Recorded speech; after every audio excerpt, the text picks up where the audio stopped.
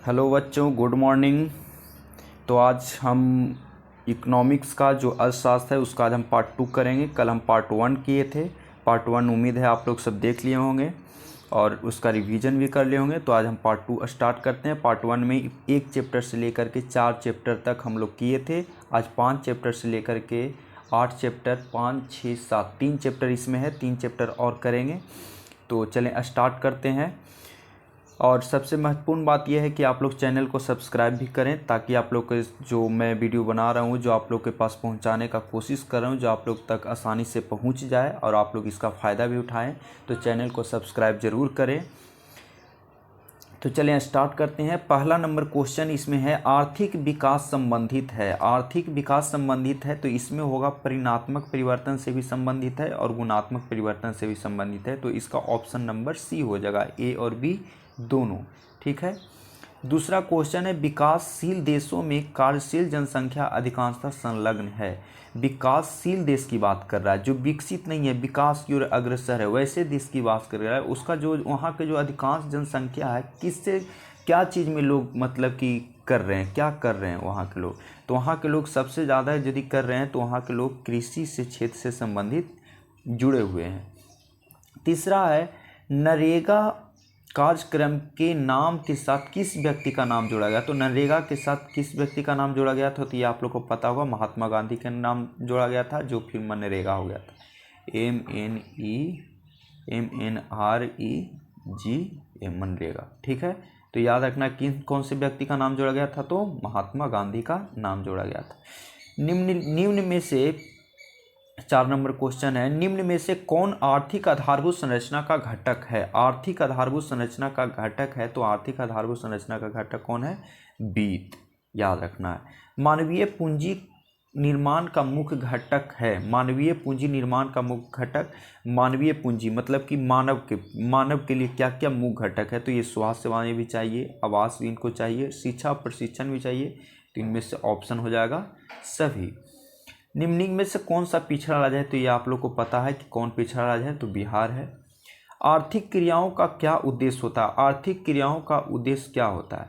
आर्थिक क्रियाओं का उद्देश्य होता है जीविकोपार्जन। मतलब कि हम आर्थिक क्रिया किस लिए करते हैं, ताकि हमारा जीवन अच्छा से चल सके, है ना। ये तो इसका आंसर क्या हो जाएगा, जीविकोपार्जन हो जाएगा। आर्थिक विकास का तीसरा क्षेत्र, जिसको हम लोग कौन सा क्षेत्र बोलते हैं, सेवा क्षेत्र।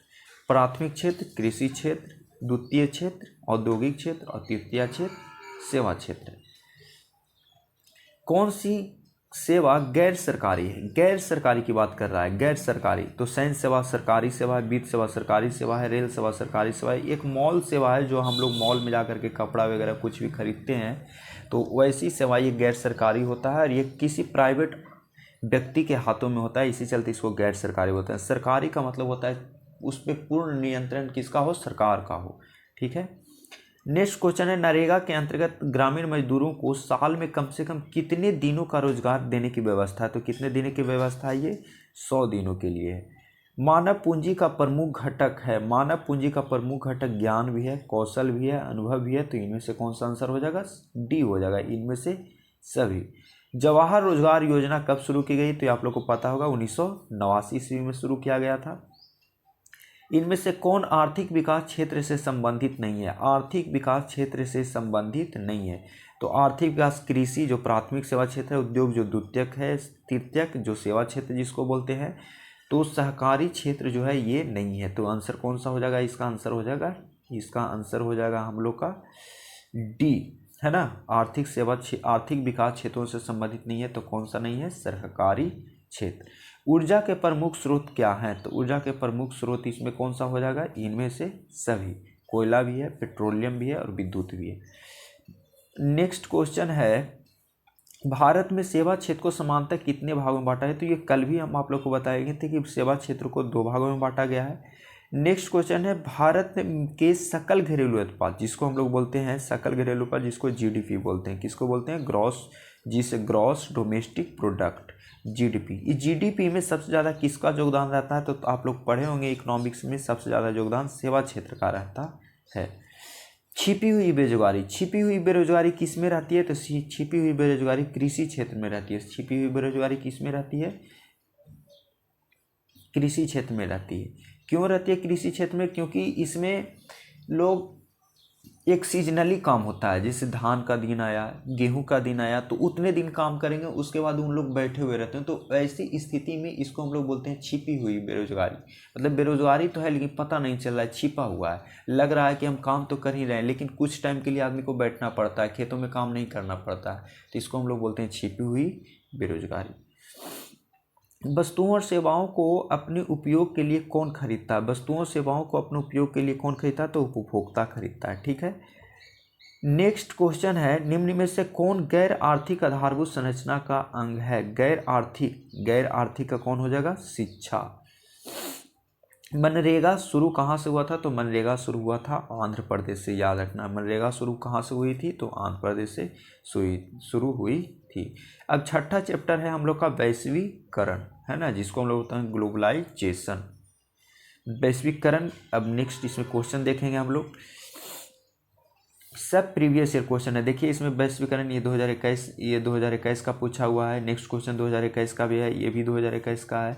सब प्रीवियस ईयर क्वेश्चन ही लिया गया है, तो आप लोग इसको अच्छे से रिवाइज भी करते रहेंगे। नेक्स्ट क्वेश्चन है, निम्न में से क्या नई आर्थिक नीति का अंग नहीं है? नई आर्थिक नीति का अंग नहीं है, तो इसमें कौन होगा? राष्ट्रीयकरण। पढ़े होंगे नई आर्थिक नीति का 3 अंग है, उदारीकरण, निजीकरण और वैश्वीकरण। तो इसमें कह रहा है कौन अंग नहीं है? तो नहीं कौन है? राष्ट्रीयकरण। ठीक है, निम्नलिखित में बहुराष्ट्रीय कंपनी है। बहुराष्ट्रीय कंपनी फोर्ड मोटर्स भी है, सैमसंग भी है, कोको कोला भी है, तो हो जाएगा इनमें से सभी। नेक्स्ट क्वेश्चन है, वैश्वीकरण का क्या अर्थ होता है? वैश्वीकरण का अर्थ होता है विश्व अर्थव्यवस्था के साथ समन्वय, विश्व अर्थव्यवस्था से समन्वय। नेक्स्ट क्वेश्चन है, विश्व व्यापार संगठन, जब जिसको हम लोग बोलते हैं WTO, वर्ल्ड ट्रेड ऑर्गेनाइजेशन, इसका मुख्यालय कहाँ है? जिनेवा में, और इसकी स्थापना हुई थी 1995 में। ये भी ध्यान में रखेंगे। वैश्वीकरण के कितने अंग हैं? तो वैश्वीकरण के 5 अंग हैं, ये भी याद रखेंगे। नई आर्थिक नीति में किसे सम्मिलित किया गया है? तो नई आर्थिक नीति में अभी बताए हैं आप लोग को, उदारीकरण, वैश्वीकरण और निजीकरण, ये तीनों नई आर्थिक नीति के अंग हैं, तो इनमें से कौन सा हो जाएगा? सभी हो जाएगा। नेक्स्ट क्वेश्चन है, नई आर्थिक नीति में किसे सम्मिलित नहीं किया गया है? तो किसे सम्मिलित नहीं किया गया है? वैश्वीकरण को सम्मिलित किया गया है, उदारीकरण को, ये नियंत्रित अर्थव्यवस्था है, इसको सम्मिलित नहीं किया गया है। कौन सा विदेशी ब्रांड नहीं है? कौन सा विदेशी ब्रांड नहीं है? निम्न में से कौन विदेशी ब्रांड नहीं है? देखिए हुंडई है, ऑप्शन देखिए आप लोग, हुंडई है, टोयोटा है, फोर्ड है, टाटा है। तो टाटा आप लोग को पता होगा, रतन टाटा का नाम आप लोग सुने ही होंगे, तो विदेशी ब्रांड नहीं है। तो टाटा जो है विदेशी ब्रांड नहीं है, ये देसी ब्रांड है। बाकी सब हुंडई, टोयोटा, फोर्ड, ये सब विदेशी ब्रांड है। तो इसका आंसर कौन सा होगा? 8 का आंसर डी हो जाएगा। WTO की स्थापना आप लोग को अभी हम बताए हैं, इसकी स्थापना हुई है 1995 में। इनमें से कौन बहुराष्ट्रीय कंपनी है? बहुराष्ट्रीय कंपनी है, यह भी आया है, फोर्ड मोटर्स भी है, कोको कोला, सैमसंग, ये इनमें से कौन सा हो जाएगा? सभी हो जाएगा। अंतर्राष्ट्रीय व्यापार संबंधी नियमों को निर्धारित करने वाली संस्था कौन सी है? तो अंतर्राष्ट्रीय व्यापार संबंधी, इसका हो जाएगा WTO। इसका आंसर कौन सा हो जाएगा? WTO। ठीक है, अब आ जाते हैं नेक्स्ट चैप्टर में, उपभोक्ता जागरण और संरक्षण। नेक्स्ट चैप्टर है उपभोक्ता जागरण और संरक्षण, तो इसको हम लोग देखते हैं। भारत में उपभोक्ता संरक्षण कब पारित हुआ? तो कब पारित हुआ आप लोग को? उपभोक्ता संरक्षण 1986 में पारित हुआ है। खाद्य पदार्थों की शुद्धता की जांच के लिए कौन सा इसका मानक चिन्ह दिया गया खाद्य पदार्थों के लिए? तो एग मार्क दिया गया है, AG से हो जाता है एग्रीकल्चर मतलब खाद्य पदार्थों के लिए। उपभोक्ता अधिकार दिवस कब मनाया जाता है? तो 15 मार्च को मनाया जाता है, आप लोग ध्यान में रखेंगे, उपभोक्ता अधिकार दिवस 15 मार्च को मनाया जाता है। कृषि उत्पादों के मानकीकरण के लिए किस मानक का प्रयोग किया जाता है? तो कृषि, अभी बताया आप लोग को, एग्रीकल्चर, AG से एग्रीकल्चर हो जाता है, तो एग मार्क हो जाएगा। उपभोक्ता की शिकायत करने के लिए आवेदन शुल्क 1 भी रुपया नहीं लगता है, तो इनमें से कोई नहीं हो जाएगा। नेक्स्ट है, भारत में मानवाधिकार सुरक्षा अधिनियम कब पारित किया गया? तो ये किया गया था 1993 में किया गया था। नेक्स्ट क्वेश्चन है, भारत ने सूचना अधिकार अधिनियम कब पारित किया? तो सूचना अधिकार अधिनियम 2005 को पारित किया था, जिसको हम लोग RTI बोलते हैं, RTI, राइट टू इन्फॉर्मेशन। स्वर्णाभूषणों की परिशुद्धता के सुनिश्चित करने के लिए तो इसको हो जाता है हॉलमार्क। कौन सा हो जाएगा? हॉलमार्क हो जाएगा। यदि किसी वस्तु या सेवा का मूल्य 20 लाख से अधिक है, 1 करोड़ से कम हो, तो उपभोक्ता कहाँ शिकायत करेगा? तो इसका एक ध्यान रखिएगा, यदि 20 लाख से कम हो, 20 लाख से कम हो तो वो जिला फोरम में जाएगा। यदि 20 लाख और 1 करोड़ के बीच हो तो राज्य आयोग के बीच जाएगा, और यदि 1 करोड़ से अधिक हो तो राष्ट्रीय आयोग के पास जाएगा। तो इसमें हम लोग को पूछ रहा है 20 लाख से 1 करोड़ तक, तो ये कहाँ जाएगा? राज्य आयोग के पास जाएगा। याद रखना है 20 लाख से कम जिला फोरम, 20 लाख और 1 करोड़ के बीच राज्य आयोग, और 1 करोड़ से अधिक राष्ट्रीय आयोग। तो ये था आप लोग का इकोनॉमिक्स का टोटल क्वेश्चन, जो 2 पार्ट में हम कवर कर दिए। अब इसके बाद हम लाएंगे हिस्ट्री का, और उसके बाद फिर लाएंगे ज्योग्राफी का, और बचेगा जो आपदा प्रबंधन का एक वीडियो में, उसको ख़त्म करेंगे। तो आप लोग रिवीजन करते रहें, जितना मोर टाइम रिवीजन करिएगा, जितना ज़्यादा रिवीजन करिएगा उतना ज़्यादा आप लोग को कॉन्फिडेंस बनेगा। और किताब भी पढ़ते रहें, किताब पढ़ने से आप लोग को और भी नॉलेज बेहतर होगी, और चीज़ों को समझने में अच्छे से आसानी होगी। तो थैंक यू वेरी मच, और चैनल को सब्सक्राइब ज़रूर करें।